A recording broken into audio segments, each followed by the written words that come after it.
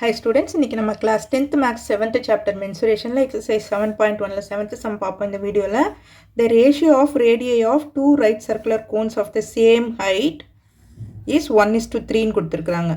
Find the ratio of the curved surface area when the height of each cone is 3 times the radius of the smaller cone ன்னு கொடுத்திருக்காங்க. கரெக்ட்டா understand பண்ணிக்கணும் இந்த சம்ம நம்ம. First வாங்க எப்படி சொல்யூஷன் போடலாம்ன்றதை பார்க்கலாம். ஃபர்ஸ்ட் என்ன பண்ணலாம்? common radius வந்து நம்ம x ன்னு எடுத்துக்குவோம். ஓகேவா? ratio of radii of two right circular cones of the same height is 1:3. ஓகேவா? இப்போ let the radius be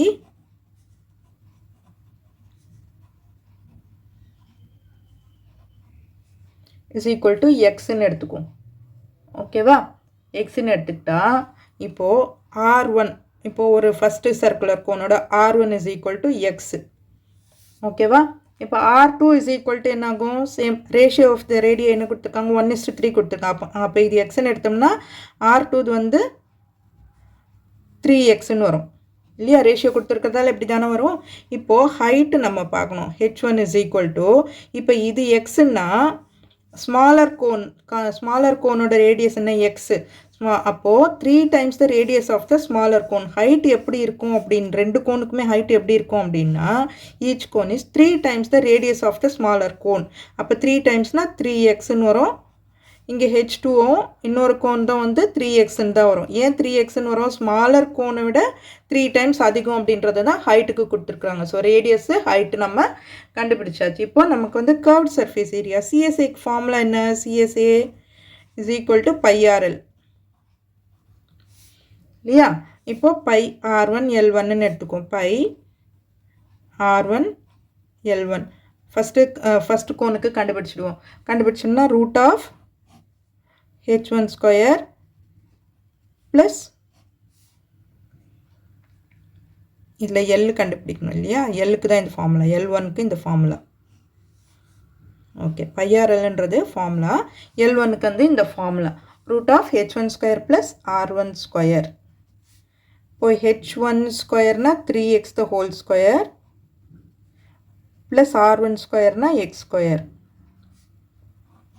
இப்போ இது ரெண்டுத்தையும் ஆட் பண்ணோம்னா என்ன வரும்? 4x square to the whole square. Sorry, 9x இங்கே வரும் இல்லையா? அப்படி ஆட் பண்ணிட்டோம்.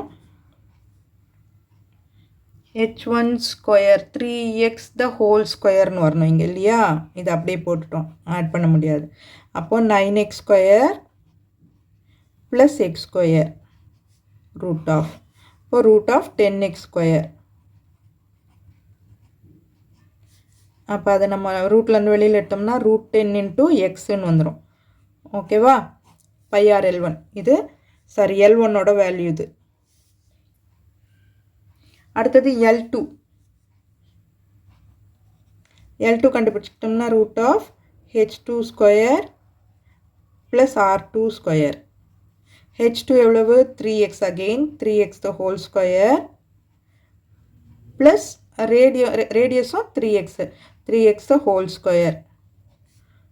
ஸோ ரெண்டுத்தையும் பண்ணும்போது நமக்கு என்ன கிடைக்கும்? 9x square plus 9x square add பண்ணோம்னா 18x ஸ்கொயர்.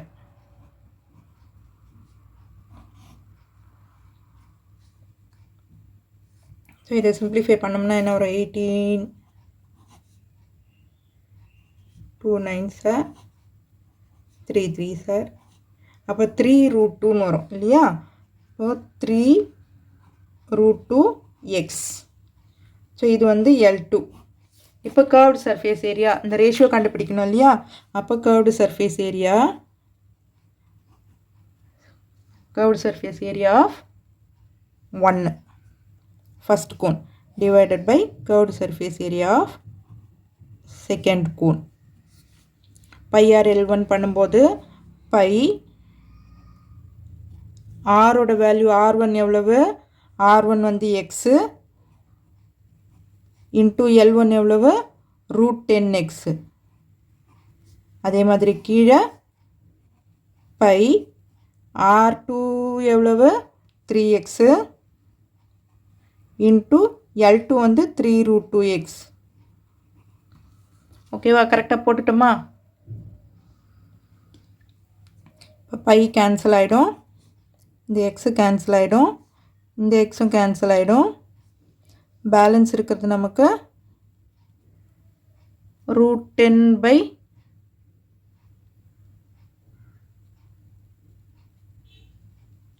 √10 வந்து எப்படி எழுதலாம் நம்ம? √2 × √5ன்னு எழுதலாமா?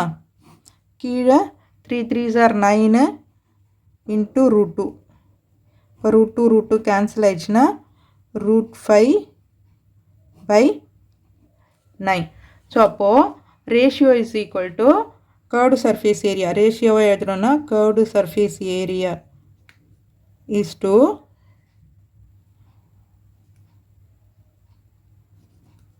CSA2 is equal to √5:9.